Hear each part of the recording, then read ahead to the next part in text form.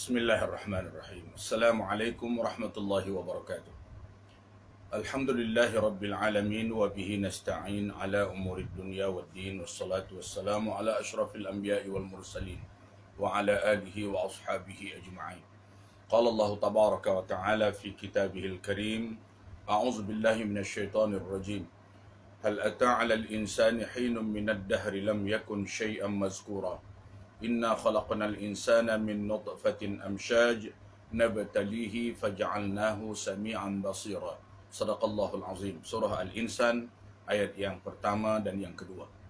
Hadirin hadirat musyahidin musyahidat rahimakumullah. Alhamdulillah, bersyukur kita pada Allah Subhanahu wa taala atas nikmat dan rahmatnya yang terus dianugerahkan kepada kita semua. Salawat kita kepada Nabi Muhammad sallallahu alaihi wasallam. Allahumma salli ala sayyidina Muhammad wa ala ali sayyidina Muhammad. Hadirin hadirat sekalian yang dirahmati Allah Subhanahu wa taala, seperti mana yang kita telah janjikan pada 3 hari yang lalu, kita bersua lagi pada hari ini, hari Isnin, ya, minggu yang pertama untuk membicarakan persoalan-persoalan tentang pemerhatian terhadap ciptaan Allah yang sangat unik dan sangat menakjubkan. Ini semua bertujuan adalah untuk kita sama-sama merasakan betapa Allah Subhanahu wa taala itu adalah Maha Pencipta yang sangat layak untuk diagungkan, sangat layak untuk dibenarkan ataupun dipuja dan dipuji. Kerana penciptaannya terhadap seluruh makhluk yang ada di muka bumi ini tidak lagi dapat diragukan. Ialah yang menciptakan, tidak ada pencipta selain daripada Dia. Dan inilah yang kita puji-puji selalu dalam suratul Fatihah, yaitu Alhamdulillahi Rabbil Alamin. Segala puji bagi Allah pencipta seluruh alam. Ucapan-ucapan inilah yang sepatutnya meresap ke dalam setiap hati dan sanubari seorang yang memuji, yang berkata, yang membaca akan ayat-ayat Allah Subhanahu wa taala.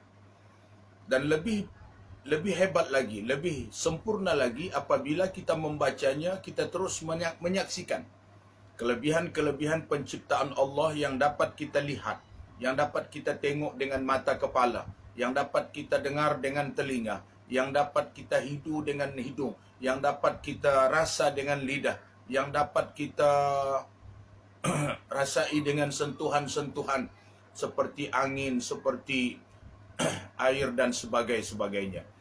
Jadi semua ini adalah merupakan perkara yang dapat mendekatkan diri kita kepada Allah dan menyadarkan kita daripada kelalaian, daripada kelupaan, daripada kelengahan, kepada mengingati Allah Subhanahu wa taala yang Maha Pencipta, yang Maha berbuat dan Maha berkuasa ke atas kita semuanya.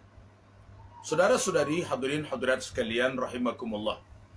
Menerusi ayat yang kita telah baca tadi, hal ata 'alal insani hinum minad dahri lam yakun syai'an mazkura. Sesungguhnya telah datang kepada manusia itu suatu masa ketika dia belum ada suatu apapun, belum ada seperti suatu apapun yang dapat disebut. Artinya itu pun termasuk zaman pemrosesan atau dalam lingkungan penciptaan Allah Subhanahu wa taala. Lam yakun syai'an mazkura, tidak dapat disebut ia, pemrosesan itu, tahap-tahap itu, yakni sebelum tahap pertama ada lagi sebelum itu disebut tahap yang tak boleh nak disebut apa namanya, ya, manusia itu. Kalau sudah setitik air mani sudah dapat disebut. Sebelum setitik air mani itu pun disebut dan dirangkumkan dalam zaman pemrosesan manusia itu sendiri. Ya, lam yakun syai'an mazkura. Barangkali entah baru berada di daun bayam, di daun kangkung, dekat ikan yang masih berenang di lautan. Barangkali mungkin di daging lembu yang masih lagi hidup lembunya, kambingnya, ataupun lain-lain makanan yang dimakan oleh sang bapa. belum dimakan lagi. Itulah yang disebut lam yakun syai'an mazkura, tak dapat nak sebut lagi sebab belum ada nama. Apabila ia dimakan keseluruhannya yang kita sebut tadi oleh sang bapa, termasuk kelapanya, termasuk minum airnya, maka menjadilah ia sperma yang ada di dalam tubuh di dalam tubuh sang bapa tadi, atau disebut di dalam tulang sulbi. Ya, di dalam tulang sulbi, disitulah letaknya yang disebut air mani tadi. Kemudian ia baru dipancarkan keluar setelah melalui pertemuan suami isteri, ya, maka barulah ia dapat disebut dengan setiti air mani. Ya, setiti air mani. Disitulah bermulanya. Sebelum tu lam yakun syai'an mazkura. Jadi Allah Subhanahu wa taala memberitahu kepada kita sebelum lagi jadi air mani pun dah disebut dah proses ini. Hal ata 'alal insani hinum minad dahri lam yakun syai'an mazkura. Artinya telah datang suatu ketika, suatu zaman, keadaan, ya, di mana pemrosesan kejadian manusia itu dimulai daripada tahap yang tak dapat disebut apa namanya, lam yakun syai'an mazkura. Kemudian barulah yang kedua, inna khalaqnal insana min nutfatin amsyaj. Sesungguhnya kami telah menciptakan manusia daripada setitik air mani yang bercampur. Bercampur tu dengan wanita lah. Nabtalih, kemudian kami memproses. Ya, kami akan mengujinya dulu, menguji kajinya, memprosesnya. Nabtalih faja'alnahu sami'an basira, lalu dia kami jadikan orang yang dapat mendengar dan yang dapat melihat. Hadirin hadirat sekalian, kalau ayat ini diperhatikan oleh setiap orang Islam dan memahami akan maksud ayat ini, maka tentulah ini satu penjelasan yang sangat-sangat tinggi artinya, yang sangat-sangat dalam maknanya kepada kehidupan kita. Rupa-rupanya kita ni diproses begitu lama oleh Allah Subhanahu wa taala. Dan pemrosesan itu, nabtalihi itu yang disebut di sini ialah pemrosesan yang sangat-sangat hebat. Contohlah saya katakan bahawa kalau si A dan si B kahwin, si A suaminya, si B isterinya. Perkahwinan atau pertemuan suami isteri ini akan, katakanlah, tetesan air mani ini menjadi akhirnya menjadi janin, ya. Kemudian lahir sebagai seorang manusia, baby yang masih lemah dan kecil. Kemudian sedikit demi sedikit membesar, yang akhirnya ia menjadi remaja, menjadi dewasa, dan akhirnya menjadi tua. Kalau kita perhatikan secara terperinci akan ciri-ciri bayi itu, kesamaan dengan sang ibu dan sang bapa tak dapat dipisahkan. Ya, kadang-kadang ada sang anak, ya, diproses oleh Allah Subhanahu wa taala bagaikan wajah bapaknya, ada lebih kepada wajah ibunya. Ada hanya mulutnya, ada hanya matanya dengan seperti ayahnya, hidungnya seperti maknya, telinganya seperti ayahnya kembali. Bodinya kadang-kadang sampai kepada suaranya, kadang-kadang sampai kepada tabiatnya. Hebat. Disitulah Allah mengatakan nabtali, menguji, memproses, mengkaji, meneliti dan menyesuaikan. Tujuannya apa? Supaya orang tidak mengatakan sesuatu yang tidak kepada sang isteri. Kalaulah ada yang mengatakan anak kamu tak seperti bapaknya, tak seperti ibunya, lalu seperti siapa? Itu kan telah menimbulkan buruk sangka dan menimbulkan suasana yang tidak harmoni. Ya, kalaupun memang kadang-kadang tak seperti ibunya tepat dan tak seperti bapaknya, kadang-kadang ada juga seperti seperti atuknya, ataupun neneknya, ataupun pakciknya, ya, ataupun makciknya dan sebagainya. Wallahu alam. Tetapi sebahagian besar daripada bahagian tubuh sang anak itu akan menyerupai si ibu dan ayah. Inilah kelebihan yang Allah Subhanahu wa taala berikan. Kadang-kadang sampai kepada sifat, sikap, ya, si bayi tadi tu. Apabila dia telah membesar, sama. Cara langkah berjalannya, cara berlarinya, cara memandangnya, cara bercakapnya, cara menolehnya, cara berfikirnya. Ini bukan main-main. Ini persoalan-persoalan sangat rumit, unik, dan benar-benar menakjubkan kalau manusia memperhatikan. Sebab itu maka banyak ayat-ayat dalam Al-Quran menceritakan tentang pemrosesan kehidupan manusia, agar supaya ia tetap menjadi ingatan, agar jangan menyia-nyiakan anak-anak sebagai anugerah dari Allah Subhanahu wa taala. Jangan menyia-nyiakan hidupnya, jangan menyia-nyiakan pendidikannya, jangan menyia-nyiakan tabiatnya. Didik, pandu, ajar kepada jalan, kepada agama dan melalui jalan yang benar yang telah direntangkan oleh Allah Subhanahu wa taala. Jadi ini tanggungjawab kita, hanya meneruskan apa yang Allah Subhanahu wa taala anugerahkan. Kita hanya meneruskan. Artinya memelihara.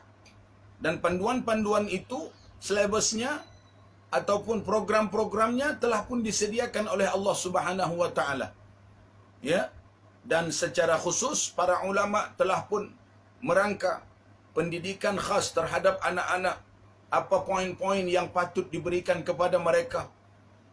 Rasulullah sallallahu alaihi wasallam mendidik dan mengajar kita agar yang pertama sekali dipikirkan untuk sang anak, yang pertama sekali ialah namakan ia dengan nama yang baik. Itu tanggungjawab. Sebab nama ini akan memberi semangat kehidupan kepada sang anak. Nama yang baik dalam Islam. Jangan buat nama dia asal bunyi aja. Katakanlah dia dibuat nama Bendul, ataupun dibuat nama dia Kayu, ataupun dibuat nama dia Sudu, ataupun Pisau. Dan orang-orang Badui, orang-orang yang di perkampungan, di pedusunan, barangkali mereka kerana tak ada ilmu, mereka akan menamakan itu dengan tujuan agar supaya hidup anak-anak ini bersemangat juga. Ada juga maksud. Seperti kalau Sudu dinamakan, artinya itu berkaitan dengan soal makan, supaya sentiasa tidak pernah putus makan. Bendul, supaya ada rumah. Sebab biasanya ada sebut saja Bendul, artinya itu ada rumah, ada dalam rumah. Ya, ada yang menamakan anaknya seperti binatang, seperti Al-Asadu kalau orang Arab Badui. Ya, singa, supaya gagah, supaya kuat, supaya berani berlawan. Sebab waktu itu orang Badui ini suka berperang, supaya gagah perkasa seperti singa, seperti harimau. Ada yang menamakan anaknya Sa'labah, seperti serigala, dan lain-lain sebagainya.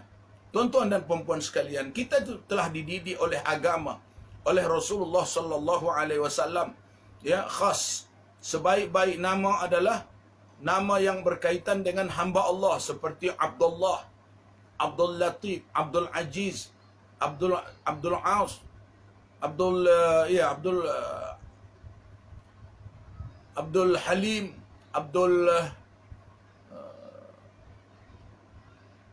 Abdul Halim, dan kemudian boleh juga Abdul Al,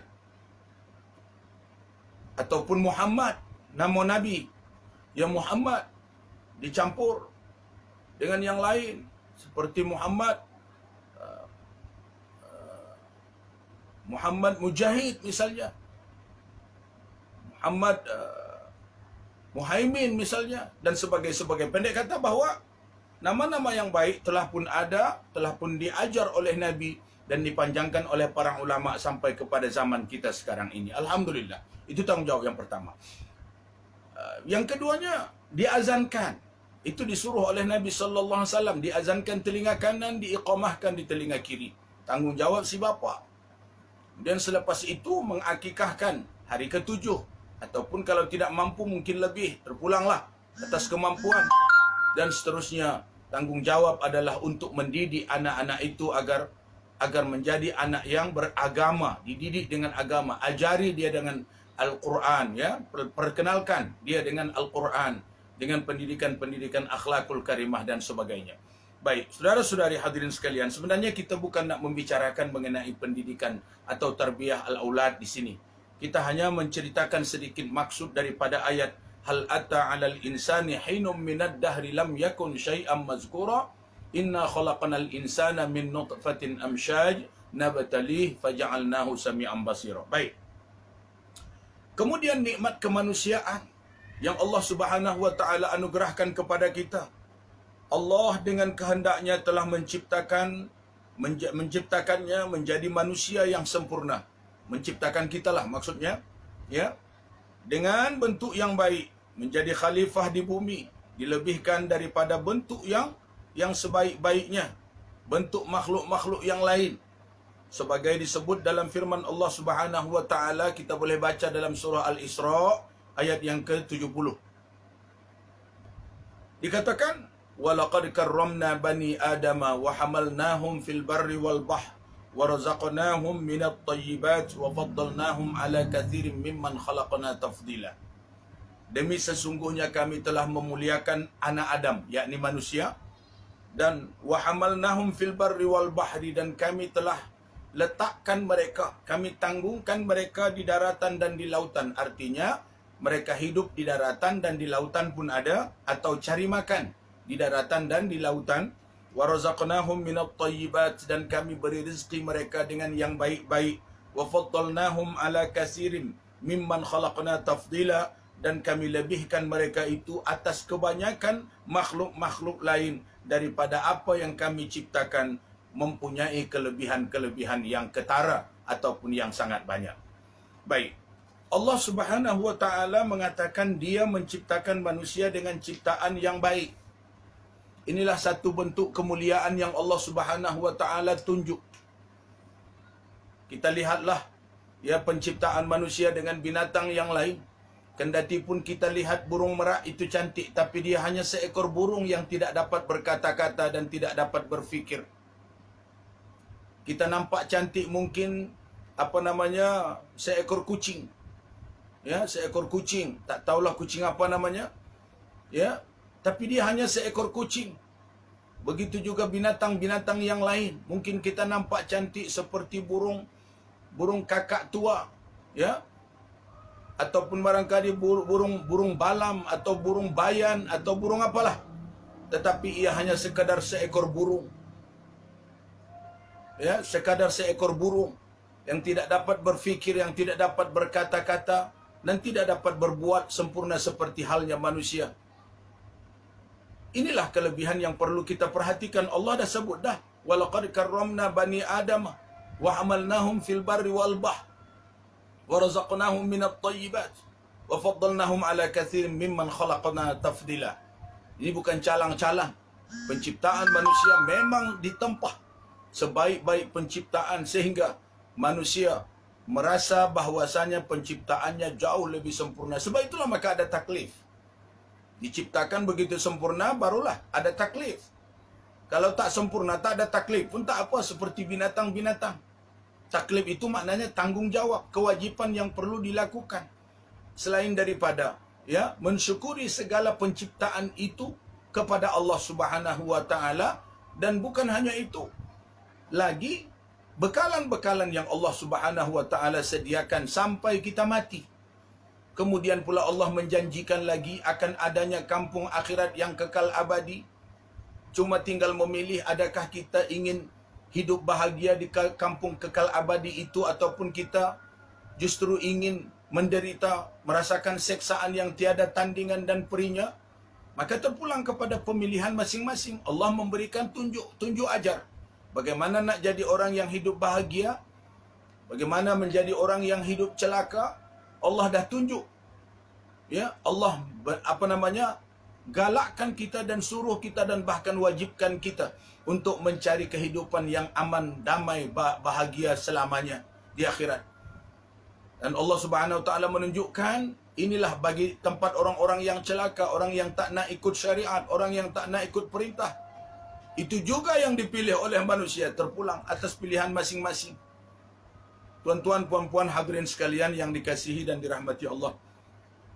Dalam surah At-Tin pun ada disebut ayat keempat, laqad khalaqnal insana fi ahsani taqwim. Demi sesungguhnya kami telah menciptakan manusia dengan bentuk yang paling cantik. Ahsani taqwim, bentuk yang paling cantik.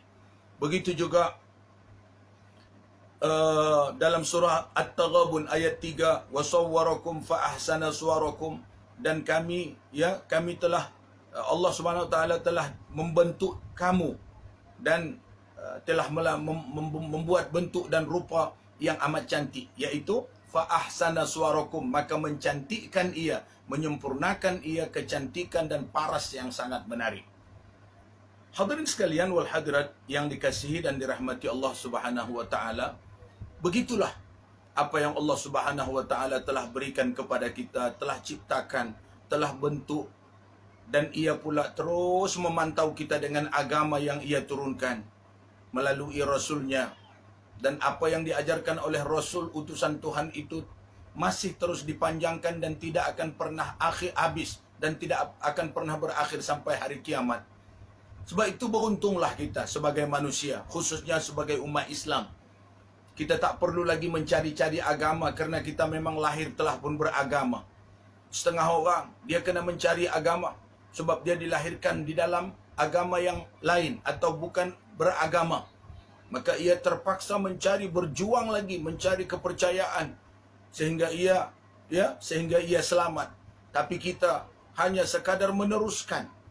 Lahir-lahir telah pun disebut beragama Islam, anak orang Islam. Kemudian ibu bapa pun bersedia untuk mengajar dan mendidik dan malah bersungguh-sungguh. Kemudian kita pun dididik dalam penuh kasih sayang, akhirnya membesar. Dan alhamdulillah, inilah yang kita sebut dengan nikmat berterusan yang tak dapat dinafikan. Inilah nikmat yang sebenar-benar nikmat. Nikmat kehidupan, nikmat kelahiran, nikmat kebahagiaan, nikmat beragama, yaitu nikmat iman, nikmat Islam, nikmat berkeluarga, nikmat berpasangan. Allahu Akbar. Tak terkira dan tak ternilai betapa besar dan hebatnya karunia nikmat yang Allah Subhanahu Wa Taala berikan kepada kita. Jadi semua ini adalah merupakan hal yang paling perlu kita ketahui agar kita merasa bahwasanya kehidupan ini amat hebat, amat luar biasa. Lalu kita akan berdiri terus mempertahankan kehidupan ini dan terus berbuat kebaikan-kebaikan demi tetapnya kita di dalam lingkaran atau di dalam lingkungan orang-orang yang dapat mensyukuri nikmat pemberian Allah yang sangat besar ini.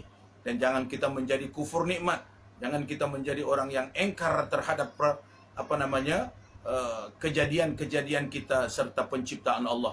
Jadi inilah tugas dan tanggung jawab kita. Kenapa Allah memberitahu kepada kita dalam surah dalam surah Al-Insan tadi, dalam surah Al-Isra, dalam surah At-Tin, dalam surah At-Taghabun. Ada 4 surah yang kita telah huraikan sedikit pada petang hari ini dan kesempatan yang amat terbatas ini. Semoga insya-Allah kita dipertemukan lagi oleh Allah esok. Insya-Allah kita akan membicarakan pula apa sepatutnya yang perlu kita lakukan setelah kita diberikan oleh Allah Subhanahu Wa Taala kehidupan. Pertama melalui surah Al-Alaq, yakni surah yang pertama dan ayat yang pertama diturunkan Allah Subhanahu Wa Taala kepada Nabi sallallahu alaihi wasallam. Mudah-mudahan kita diberi kesempatan Allah esok bertemu lagi kita. Sekarang ini kita sudahi. Qulu qawli hadza wa astaghfirullahal azim li wa lakum. Wassalamu alaikum warahmatullahi wabarakatuh.